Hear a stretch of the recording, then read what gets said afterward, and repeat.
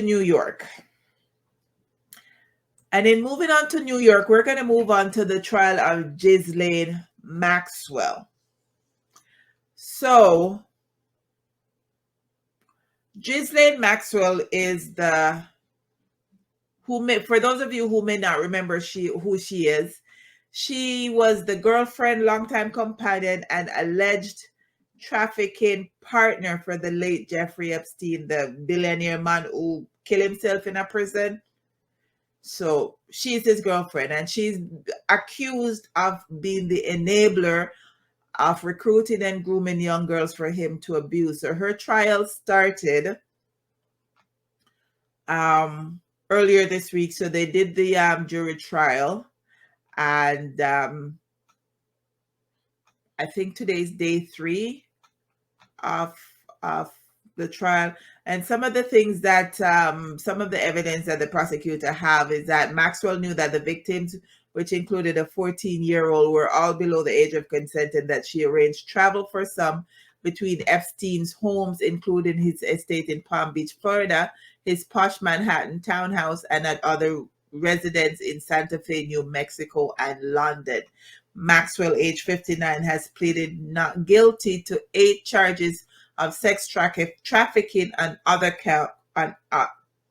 8 charges of sex trafficking and other crimes, including 2 counts of perjury. So the perjury charges will be tried at a later date. So for right now, she's just being charged on the 8 counts of sex trafficking, and she faces up to 80 years in prison if she's convicted.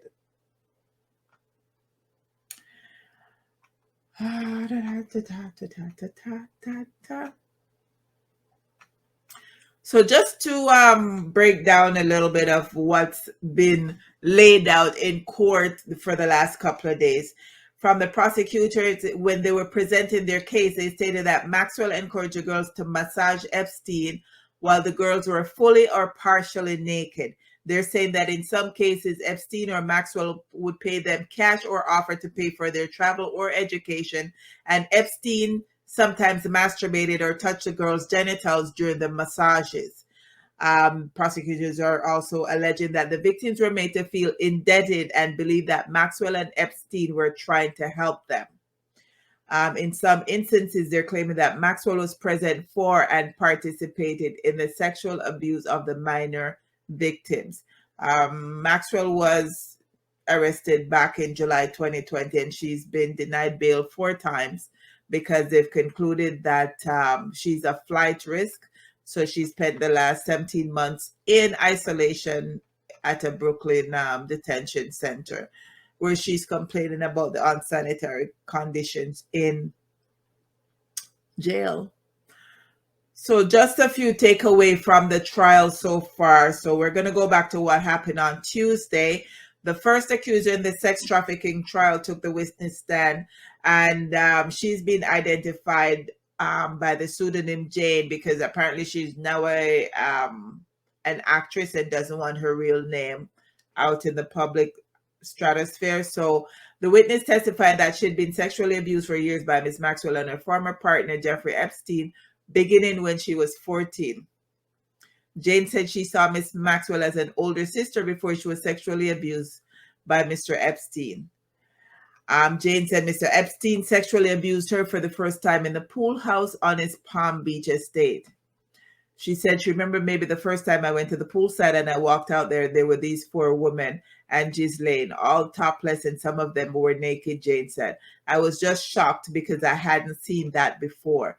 Later, she said Miss Maxwell was present when Mr. Epstein had sexual interactions with her and acted like it was no big deal. Sometimes, she said, Miss Maxwell participated. She also gave instructions on how to give Mr. Epstein erotic massages. Jane said the abuse went on for years and at times involved groups of people. So Alison Moe, who is a federal prosecutor, asked Jane if she ever talked to family or friends about the abuse or saw a guidance counselor growing up. Jane said she was grieving her father's death at one point and feeling neglected by her mother when in 7th grade she saw a counselor. She told the counselor how she was feeling and how sad she was and how unavailable my mother was. She said the counselor called her mother, who responded to the call by berating and slapping Jane. Jane did not return to counseling. So that's what happened on Tuesday. And on Wednesday, Jane said she initially met the couple at a talent camp and was invited to the Epstein's mansion in Palm Beach by Ghislaine. There's some conflicting statements about who approached whom first, because I think in one of her statement to the police, she had said that it was Ghislaine that approached her about becoming about meeting Jeffrey, and in another statement she stated that it was Jeffrey that had initiated whatever. So they're trying to discredit her using those two statements against her, as well as the fact that she waited 20 years to come forward. Now, she was not one of the initial accusers when Jeffrey Epstein was alive. So they're stating that she was one of the ones that was paid quietly and was supposed to get more money quietly, but then Jeffrey Epstein died. So they're stating that now, since Jeffrey Epstein has died and she's not going to be getting any more money, she saw it fit to come forward to state her claim and all of that. So part of the prosecution thing is asking, the defendant's thing is asking why it took her 20 years to come and make her claim.